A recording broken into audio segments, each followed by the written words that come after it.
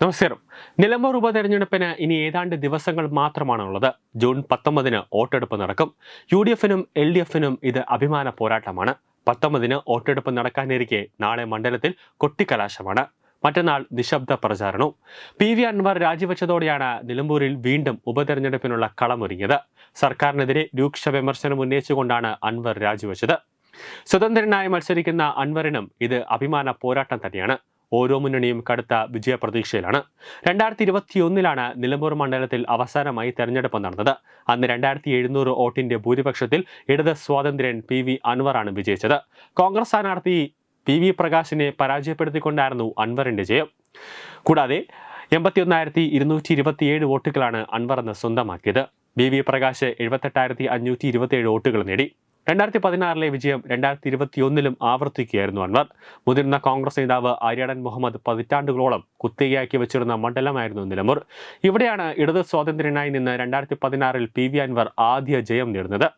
11,504 വോട്ടിന്റെ ഭൂരിപക്ഷത്തിലാണ് അന്ന് ആര്യാടൻ ഷൗക്കത്തിനെ അൻവർ പരാജയപ്പെടുത്തിയത്. 965 നിലമ്പൂർ മണ്ഡലം നിലവിൽ വന്നത്.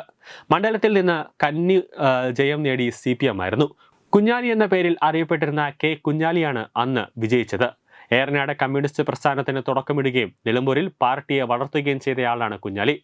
ആര്യാടൻ മുഹമ്മദിനെ പരാജയപ്പെടുത്തിക്കൊണ്ടായിരുന്നു കുഞ്ഞാലിയുടെ ജയം. തുടർന്ന് 1967 കുഞ്ഞാലി സീറ്റ് നിലനിർത്തി. 1970 മണ്ഡലത്തിൽ കോൺഗ്രസ് ആദ്യ ജയം സ്വന്തമാക്കി. MP ഗംഗാധരനാണ് അന്ന് വിജയിച്ചത്. പിന്നീട് 1977 ആദ്യമായി ആര്യാടൻ മുഹമ്മദ് മണ്ഡലത്തിൽ വിജയിക്കുന്നത്. CPM സ്ഥാനാർത്ഥി സീതാലിക്കുട്ടിയെ പരാജയപ്പെടുത്തിയായിരുന്നു ആര്യാടൻ മണ്ഡലം പിടിച്ചടക്കിയത്. ഇടത് സ്വാതന്ത്ര്യൻ TK ഹംസ മണ്ഡലം അന്ന് തിരിച്ചുപിടിച്ചു. 1566 വോട്ടുകൾക്കാണ് ഹംസ ജയിച്ചത്. പിന്നീട് 1987 മുതൽ കോൺഗ്രസിന്റെ കോട്ടയായി മാറുകയായിരുന്നു നിലമ്പൂർ മണ്ഡലം.